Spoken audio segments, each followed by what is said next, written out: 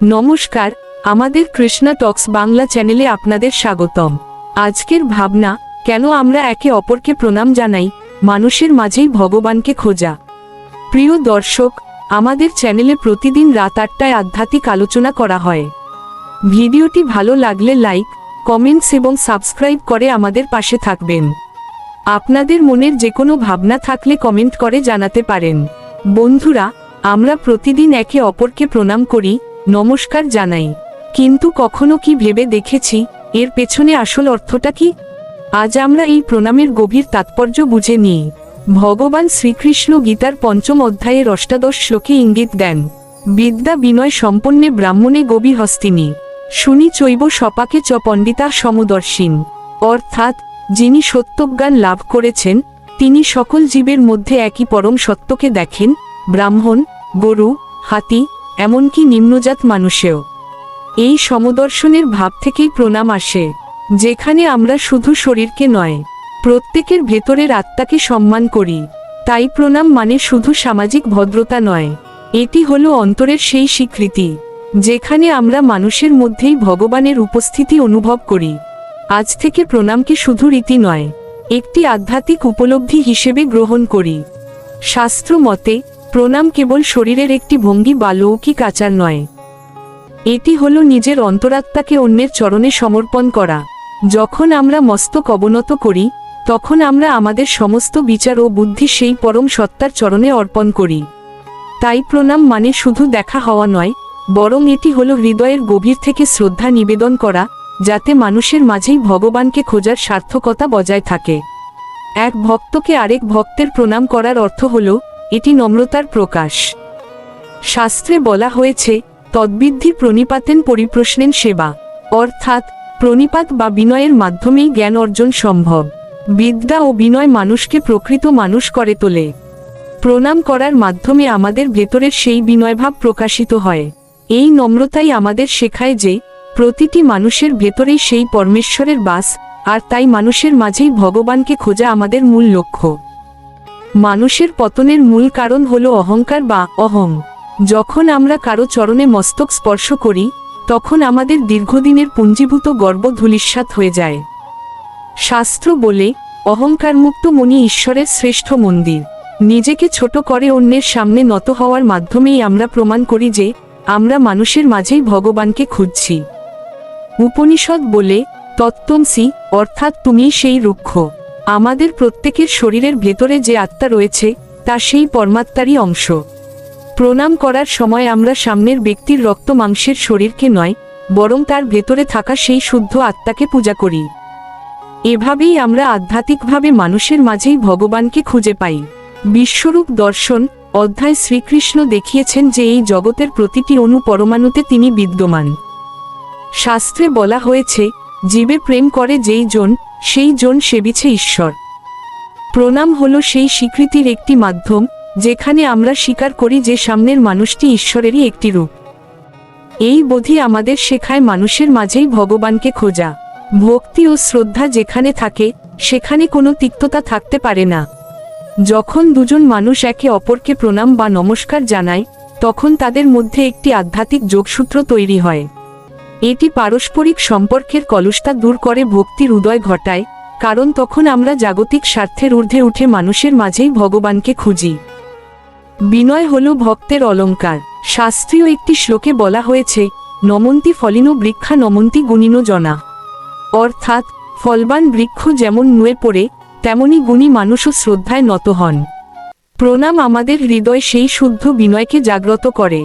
এই বিনয়ী ভাব আমাদের দৃষ্টিকে স্বচ্ছ করে তোলে, যাতে আমরা সহজেই মানুষের মাঝেই ভগবানকে চিনতে পারি। যখন আমরা কারো চরণে প্রণাম করি বা কৃতাঞ্জলি পুটে নমস্কার জানাই, তখন আমাদের মনের অস্থিরতা ও ক্রোধ প্রশমিত হয়। এটি এক প্রকার যোগ সাধনা যা আমাদের স্নায়ুকে শান্ত করে। এই প্রশান্তি আমাদের অন্তরে সেই অনুভূতির জন্ম দেয়, যার মাধ্যমে আমরা অশান্ত পৃথিবীর মানুষের মাঝেই ভগবানকে খোঁজার পথ খুঁজে পাই। ভক্তির 9টি লক্ষণের মধ্যে পাদসেবনম ও বন্দনম অত্যন্ত গুরুত্বপূর্ণ। প্রণাম হলো সেই বন্দনারই একটি রূপ। ঈশ্বরকে পাওয়ার জন্য যেমন মন্দিরে যেতে হয়, তেমনি মানুষের প্রতি শ্রদ্ধা প্রদর্শনও ভক্তিরই নামান্তর। তাই ভক্তির পথ প্রশস্ত করতে আমাদের উচিত মানুষের মাঝেই ভগবানকে খুঁজে নেওয়া। শাস্ত্র আমাদের শেখায় সমদর্শন, অর্থাৎ কাউকে উঁচু বা নিচু ভেদাভেদ না করা। যখন আমরা কোনো ভেদাভেদ না রেখে সকলকে প্রণাম জানাই, তখন আমাদের বিচার বুদ্ধি থেকে সংকীর্ণতা দূর হয়। সকলকে সম্মান জানানোর এই অভ্যাসই আমাদের উদ্বুদ্ধ করে মানুষের মাঝেই ভগবানকে খুঁজতে। সামাজিক জীব হিসেবে আমাদের একে অপরের পরিপূরক হতে হয়। প্রণাম বা নমস্কার হলো পারস্পরিক প্রীতির বন্ধন।